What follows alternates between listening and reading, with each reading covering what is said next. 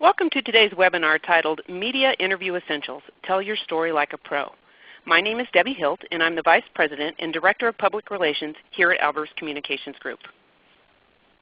First, let me tell you a little bit about Albers Communications. We're a full-service PR and social media agency headquartered in Omaha, Nebraska. We strongly believe that PR and social media go hand in hand and work best when as part of an integrated communications strategy. We represent clients in all 50 states and Canada, where our PR specialists and social media specialists help our clients achieve positive exposure nationally and locally in their operating markets throughout the country. We do have specialized expertise working with companies that have franchises, offices, or branch locations in multiple cities. And here's a look at what we'll be talking about today. We'll talk about some of the general rules for working with the media, and how to identify your goals for each media interview. We'll also discuss the importance of developing and practicing your key messages, how you can avoid being misquoted, and maintain control throughout the interview. And we'll conclude with a recent case study from one of our clients, StrategicHealthSolutions. Just a reminder that you can chat in questions today using the chat function located in the lower left-hand side of your screen, and I will answer all questions at the end of the presentation. Media interviews are most often conducted for three traditional outlets: television, newspaper, and radio. With television, interviews are either live or recorded, and they can be conducted in the studio or out in the field. Newspaper interviews have changed a little bit over the years. They used to almost always be conducted in person. However, because of significant changes in the industry, reporters these days are strapped for time, and many interviews are now conducted over the phone, and some are even done via email. Like television, radio interviews are either live or recorded. If the interview is recorded, it's typically done over the phone. Earned media exposure has four core benefits. It's credible, it's memorable, it's lasting, and best of all, it's free. Having your story told by a third party, such as your local newspaper or television station, lends a credibility that purchased advertising simply cannot match. This type of storytelling is often memorable because it typically relates back to a solution, advice, or other worthwhile information that your business was able to provide for the community. And it's lasting. How many people do you know who have clipped out an ad and saved it? Probably not very many. But it's not uncommon for people to hang on to stories that they think may make an impact in their lives or even somebody else's lives. And most stories will live on the web for weeks, months, and even years. There are certain rules of thumb that apply to all media interviews, regardless of the type of outlet. First and foremost, it's important to be responsive. All reporters work on deadlines, and they will be counting on you to help them meet them.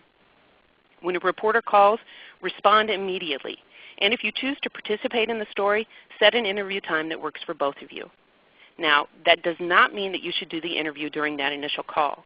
You should always, always, always give yourself time to prepare. We'll cover that a little more in depth in just a few seconds, but just remember, never ever do an interview cold. It's also important to remember that reporters are not specialists. They often know a little bit about a lot of topics and industries instead of a lot about one topic or industry.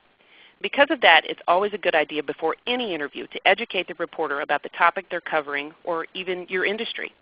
That will help them ask better questions and ultimately result in better stories. You should also know that the final content of any story lies with the reporters and the editors. You can develop great message points and deliver them flawlessly, but the story still might not turn out the way you had hoped. Finally, with the media, good relationships matter. Every reporter has go-to contacts, those people that he or she knows they can count on for good, timely interviews and accurate information.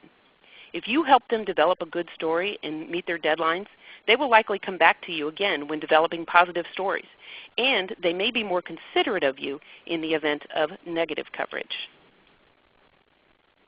With every interview, there are two different agendas at play. The reporter's goal is to develop a story that informs the audience about an important topic. The story must be accurate, and the reporter must meet his or her deadline, which often is very tight, maybe only a few hours. For you, there has to be some benefit for you taking time out of a busy day to meet with a reporter.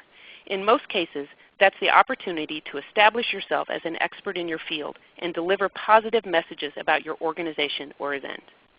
So your agenda is to determine your objectives and then deliver the key messages that will help you meet your goals and help you maintain control over the interview. With all interviews, there are things that you are entitled to know and things that you should not expect. Always ask who is interviewing you. If it's the investigative reporter, there may be more at play than you were led to believe. You also have the right to know when and where the story will run, as well as the general direction or angle of the story. Keep in mind that reporters will not be able to, are not always completely upfront when trying to get you to agree to an interview. So it's a good idea to do a little digging so you can get as much information about the angle or direction of the story as you can. You also have the right to know who else is being interviewed for the story, which may help you decide whether or not you even want to participate. And you have the right of refusal. You should not participate in any interview with which you're not completely comfortable or that may end up reflecting badly on you or your company. In many cases, it's best to issue a written statement instead of agreeing to an interview, especially if it's a negative story, a potentially negative story. As for what you shouldn't expect, while you're entitled to know the general direction or angle of the story, do not expect to see the reporter's questions in advance. You also should not expect to review or approve the story before it runs or get a retraction if there's a minor error. So, you've agreed to an interview. Now what? The first thing you should do is determine your objectives. What do you want to accomplish by participating in the interview? After you've determined your objectives, develop the message points that will help you accomplish your goals. Write down 3 or 4 key messages you want to deliver, and then practice them out loud. Always give yourself time to prepare. Even if you've done dozens of interviews, you should always give yourself some time to gather your thoughts and practice your message points. Again, like I said earlier, never ever do an interview cold. It's also a good idea to provide the reporter with support materials, if possible, press releases, fact sheets, or executive summaries. This will help them develop good questions, which will ultimately result in a better story. Once the interview begins, focus on your message points. Remember, you're not there just to answer the reporter's questions. You have a job to do. Get your message points out early and often, and take advantage of every opportunity to work them into the interview. If the reporter doesn't ask a question that gives you an opportunity to deliver your key messages, let them know that you have additional information they might find helpful. They want a complete and accurate story, so they likely will welcome any information you can give them. If the reporter strays from what you think is the main message, you can often redirect with bridging techniques. You see this a lot with politicians who are being interviewed during those Sunday morning news shows. They will often bridge to their message points with language like, "While that might be the case, the important thing to remember is," or, "I can't really speak to that issue, but what I can tell you is." By using this kind of language and these techniques, you can likely get the interview back on track. If you're not on camera, if it's not a TV interview, feel free to refer to written message points and other notes. Be conversational, but remember, it's not a casual conversation. You don't want to get too comfortable and let your guard down because you might say something you wish you hadn't. And whenever possible, use specific examples to reinforce your messages. One of the reasons we encourage you to develop and practice message points is so you can provide the reporter with good, usable quotes. Try to speak in what we call sound bites, concise messages that don't require a lot of editing. I cannot tell you the number of times I've heard people tell me they didn't use the part that I wanted them to use. Well, if you don't want them to use something, don't say it. Also, avoid jargon or terms that may be specific only to your industry. Use language that everyone in the audience will understand. And know that everything you say to a reporter could be included in the story. The days of information being off the record are long gone, even in a casual setting. I once had a client who was at a Chamber of Commerce dinner sitting next to the business editor of her local paper. They had a very nice conversation over dinner, which in turn was included in the story about her company the very next day. It turned out to be a very positive story, but it was one she certainly hadn't counted on or prepared for. So just know, everything you say in front of a reporter can be in a story the very next day. If you make a mistake during the interview, correct it. And be sure to correct the reporter if he or she makes a mistake. Never, ever say no comment. Never. Why? Because it implies that you have something to hide. If a reporter asks you a question you don't want to answer, instead of saying no comment, use those bridging techniques we talked about to redirect to your message points. And finally, as I said earlier, take advantage of every opportunity to deliver your message points. Reporters often ask at the end of interviews, do you have anything else to add? Most people always say no, which means they're passing up an opportunity to either reinforce their key messages, restate comments made earlier in the interview, or provide information that the reporter may not have asked for but should know to develop a complete story. Once the interview is over, there's still some work to do. Be sure to thank the reporter and encourage him or her to contact you if they have additional questions or need clarification. Enhance positive exposure by sharing links to stories on your website, Facebook page, and other social media outlets. And finally, take a good look at the story or interview and rate your performance. Note the things you did well and would like to repeat in the future. And look at those things that you might want to improve and make note of those as well. Before we move on to our case study, I want to pass along a few tips that are specific for each type of outlet, starting with television. When you're working with television, think sound bites. TV interviews tend to be short, so keep your answers brief, focusing on your key messages. Look your best. This is one interview situation that requires you to really think about your appearance. Solid, conservative colors are often best. Look at the reporter, not the camera. During the interview, maintain good eye contact with the reporter. Consider it a conversation with you and the reporter. Look them in the eye.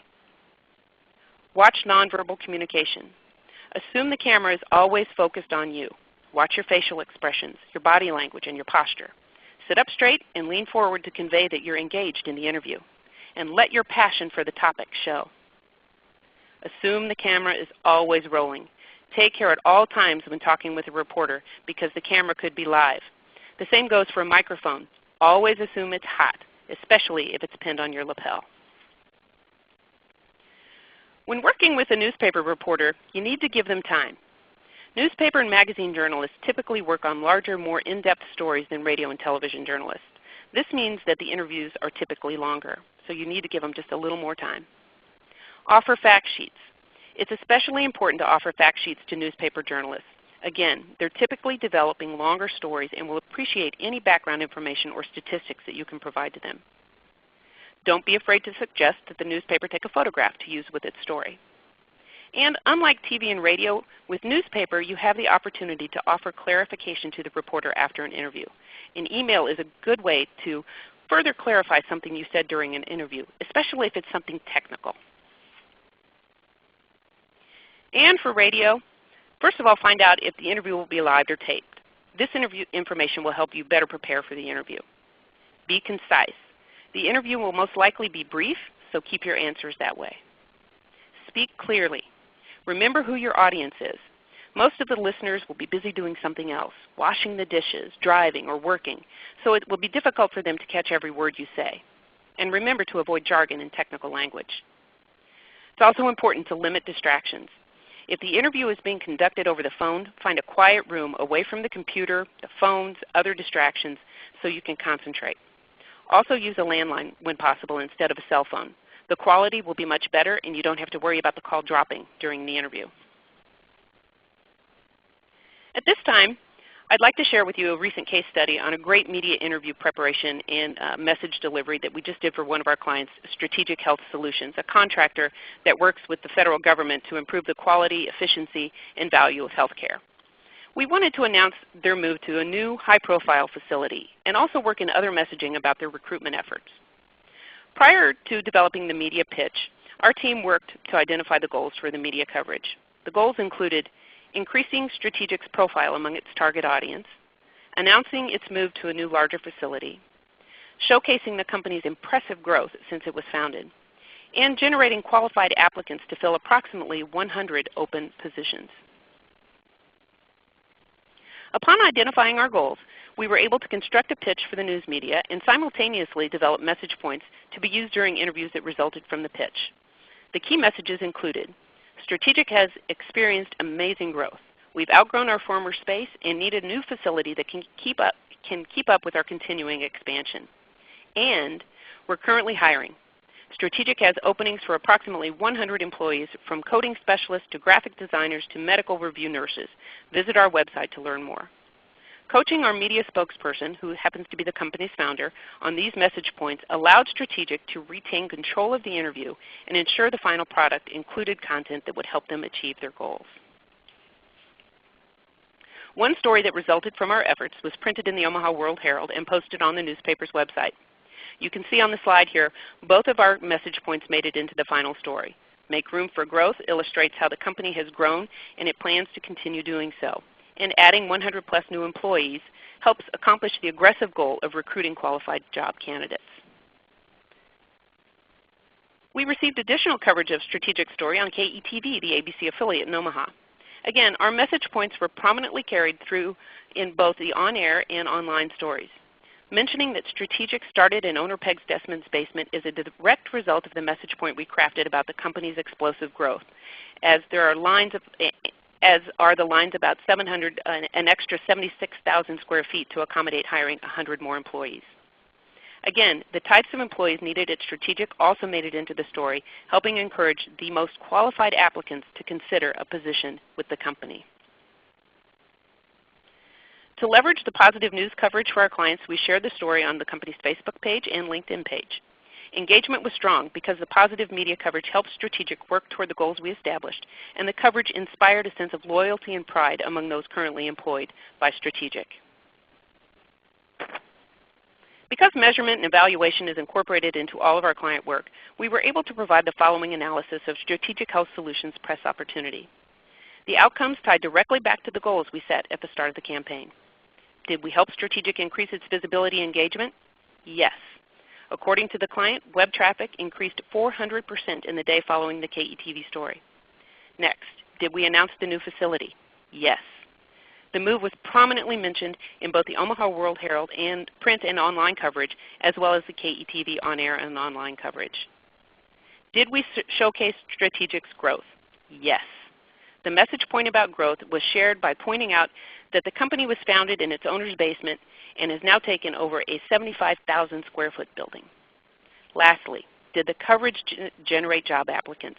Yes, it did. Applications spiked in the days and weeks following the press coverage.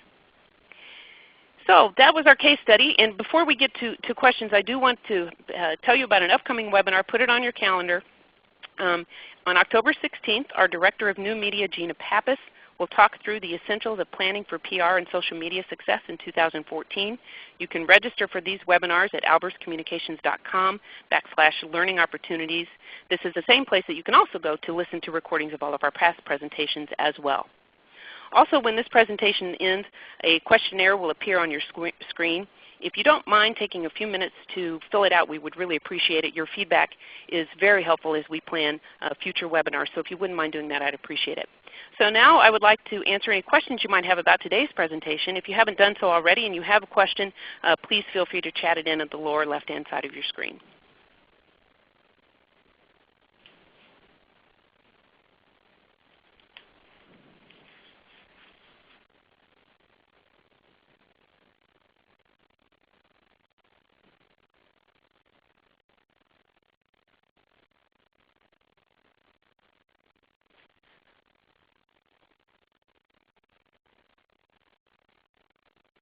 Well, I don't see any questions coming in. If you have questions, please give information on the next webinar again. Okay, I'll go back to that slide. It will be held Wednesday, October 16th, 2013 at 10 o'clock Central Time, same time. It will be facilitated by Gina Pappas, our Director of New Media, and it's about PR planning for 2014. We hope you can make that one as well. If you have any questions, if you think of any questions later, or maybe if you've got an interview coming up and you'd like some help preparing, please feel free to give us a call. You've got our phone number, and we'd be happy to help you any way we can. Again, if you wouldn't mind filling out the questionnaire at the end of this presentation, I would appreciate it. Oh, just got a question in. Can you review the tactics for a crisis situation? Certainly. Crisis situations are one of those things that we always have to plan for and hope never happens. And they do have, we do take a little different tack with a crisis situation or a potential crisis situation than we would with positive media coverage, for example. In the event of negative, of potentially negative coverage resulting from a crisis, perhaps it's a theft, maybe you had a death on the job or one of those kinds of things. The first rule of thumb is to deflect. We always tell you to deflect, and by deflect I mean you're at the office, you're dealing with a situation, you get a call from a reporter. The last thing you want to do is get drug into an interview that you're not prepared for, number one, number two, that you might not want to participate in. So by deflect, I mean take a few minutes, tell the reporter, it's okay to tell a reporter, I'm walking into a meeting right now, I'm tied up with something else right now, can I take your name and number and call you right back? So take the reporter's name and number, and then if you have a PR agency, call that PR agency and ask your PR specialist to call the reporter back and find out what's going on.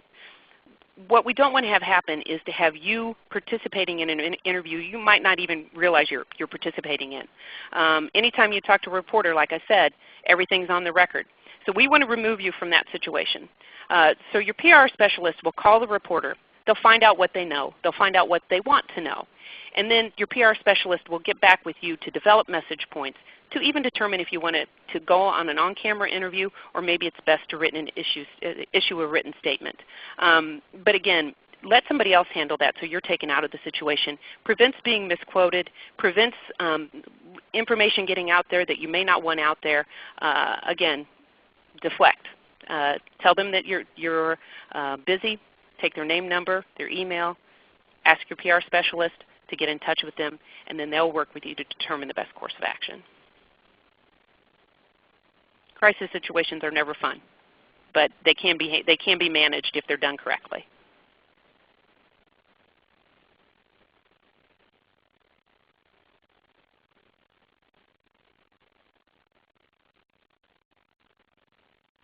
Okay, well that's going to wrap up today's presentation. Again, if you have other questions, please feel free to contact me at any time. I'd be happy to help you walk through any potential interviews that you might have coming up and that sort of thing.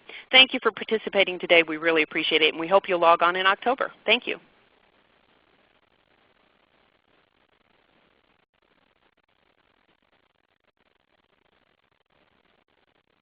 Thank you. Please stand by.